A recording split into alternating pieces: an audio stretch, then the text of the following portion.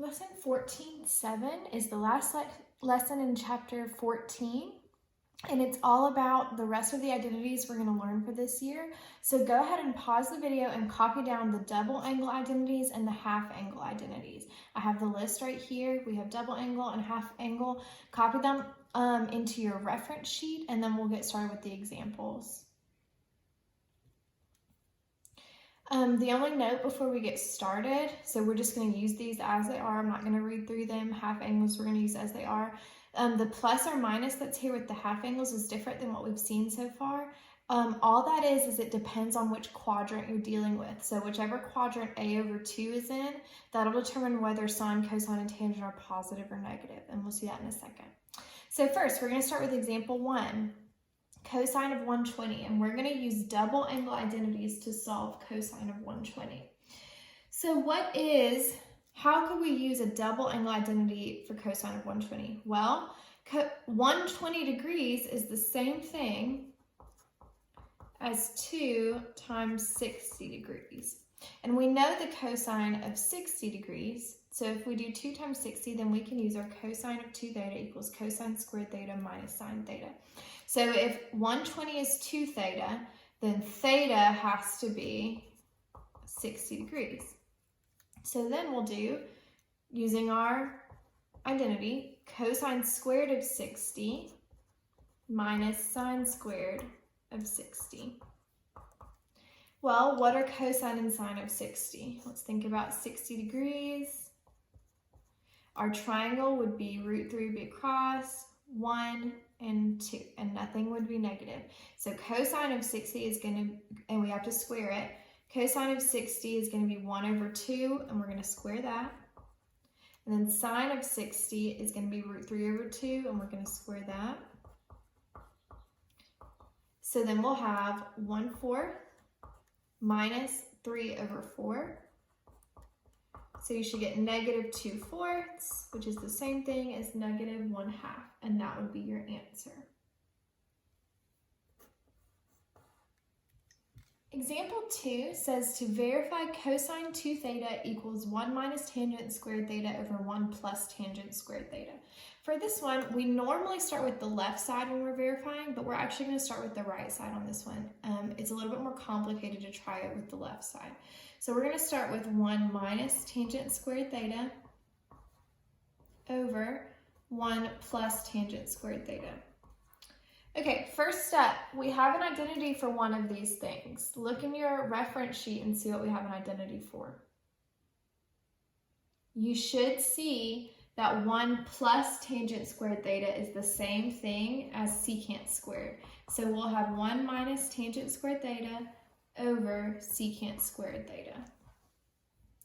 Then what we can do is split this into 2 separate fractions. So we'll have 1 over secant squared theta minus tangent squared theta over secant squared theta.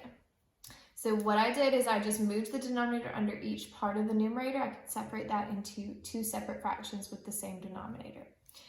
Then, next step, let's rewrite everything in terms of sine and cosine. That'll help us to simplify things. So we'll have 1 over, and then secant is 1 over cosine squared theta.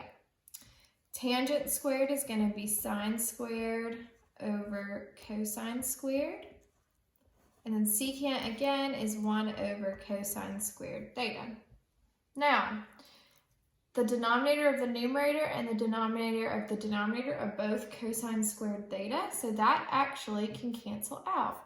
So we'll have sine squared over 1, and then 1 over cosine squared can be simplified to cosine squared because of fraction division. So we'll have cosine squared theta minus sine squared theta. And then we use our double angle identities. Cosine squared minus sine squared equals cosine 2 theta. And we are done. Example 3, we're going to use our half angle identities. And it says use the half angle identities to solve. We're going to do A sine of 15 and then B cosine of 150. So 15 is half of what angle? Well, it's half of 30. So if we rewrote this as sine of 30 over 2, That would be the same thing as 15 degrees, but now we've written it as a half angle. What that means is I can use my identity. So A would equal 30 in this case. And I can use my identity sheet to rewrite that as plus or minus. Now, 15 degrees is in which quadrant? It's in the first quadrant, so we're going to have positive.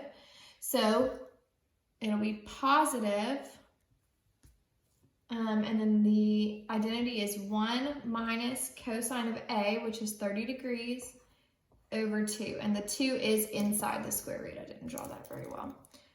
So it's all inside of the square root, and we're using positive because 15 degrees is in the first quadrant. So sine is positive in the first quadrant. And then we simplify. So square root of 1 minus cosine 30, well, 30 degrees. We have 1 root 3 and 2 for 30 degrees, and cosine would be root 3 over 2. So we'll have 1 minus root 3 over 2 all over 2.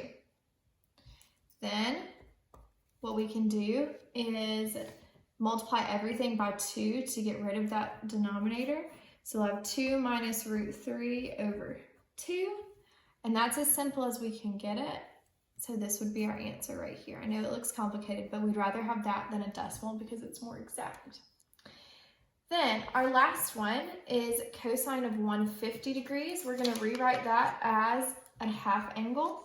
So 150 would be half of 300 degrees. So we'll rewrite that as cosine of 300 over 2. So A in this case will be 300. So we're going to rewrite that. Cosine of 300 over 2 would be the same thing as plus or minus, and we'll figure out 150 degrees is in this quadrant right here, the second quadrant, and cosine is negative in the second quadrant. So that's 150 degrees. So we'll use the negative because it's in the second quadrant. So negative square root of 1 plus cosine 300 over 2. And then we just need to find cosine of 300. So cosine of 300, well, 300 degrees is, we have 90, 180, 270, so 300 would be here, and this would be 60.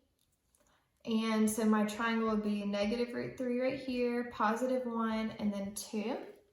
So cosine of 300 is going to be 1 over 2. So this would be negative square root 1 plus 1/2 over 2. Then we'll multiply everything by 2 to get rid of this denominator. So we'll get negative square root of 2 plus 1 over 4. So multiply everything by 2. So that'd be negative square root of 3 over 4, and 4 is a perfect root, so I can rewrite that as negative root 3 over 2. And that will be your final answer. Example 4 is the last example we're going to do. It says, given sine of theta equals negative 24 over 25, and theta is in between 180 degrees and 270 degrees, we're going to find sine of theta over 2. All right, so this one's a little bit more complicated. First, in order to find sine of theta over 2, we're going to need to know cosine of theta, because sine of theta over 2 is, I'll write it over here.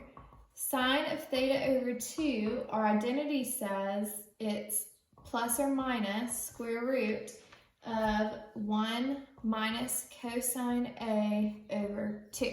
So in order to find this, we're going to need to know cosine A. So first, we're going to find cosine of theta. Oh, and I used a theta there, so I'll use a theta here when I'm writing this. So I need to find cosine of theta. So what we're going to do first is use our Pythagorean identity. Cosine squared of theta plus sine squared of theta equals 1. How does that help me? Well, I know sine of theta. So cosine squared of theta plus negative 24 over 25 squared equals 1. Then I can square it, and subtract it from 1, which will be 25 over 25 if I'm, or 25 squared over 25 squared. So you can rewrite the 1 as that. So I'll have cosine squared theta equals 25 squared minus 24 squared all over 25 squared. I just subtracted this without multiplying it out from this. If you do that on your calculator, you should get cosine squared equals 49 over 25 squared, and I'm not multiplying that out because now I just need to take square root of both sides to get cosine. So once we take the square root, we'll have cosine theta equals plus or minus 7 over 25. Now, to figure out whether it's positive or negative, I do that by knowing where theta is. So I go back to my original. Theta is in between 180 and 270 degrees. So that's going to be in this third quadrant right here. 180, 270, we're right here. So both sine and cosine are negative. So cosine theta is going to equal negative 7 over 25. Next, we need to figure out which quadrant sine of theta over 2 is going to be in, because we know that cosine of theta is going to be negative. We need to figure out whether we're going to use positive or negative for this. The way we do that is we have 180 is less than theta is less than 270. So if we know that theta is in between 180 and 270, that means that theta over 2, to get that, we would have to divide by 2. So we'd have theta over 2 is in between 90 and 135 would be half of 270. So if theta over 2 is between 90 and 135, that means that it has to be greater than 90, and it's in between 90 and 135, so it has to be somewhere in this area in quadrant 2. So that means sine is going to be positive. So we're going to use the positive version. So we'll have sine of theta over 2 equals positive square root of 1 minus cosine theta is negative 7 over 25 over 2. Then we need to get rid of this 25 in the denominator.